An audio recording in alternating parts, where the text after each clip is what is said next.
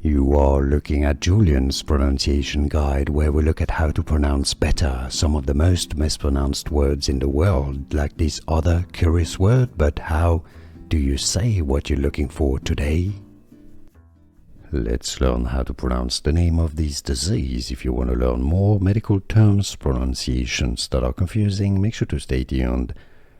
There are different pronunciations, slightly different. British English and American English. British English pronunciation: malaria, malaria, malaria. Now in American English it's generally pronounced more as malaria. Let's learn how to pronounce the name of this disease. If you want to learn more medical terms, pronunciations that are confusing, make sure to stay tuned.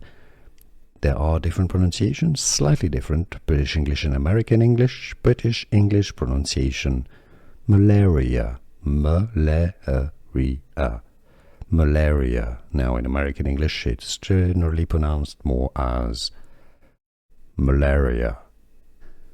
Here are more videos on how to pronounce more confusing words and names too many mispronounced. Like this video if you found it useful. I appreciate your support. I'll see you soon and thanks for watching.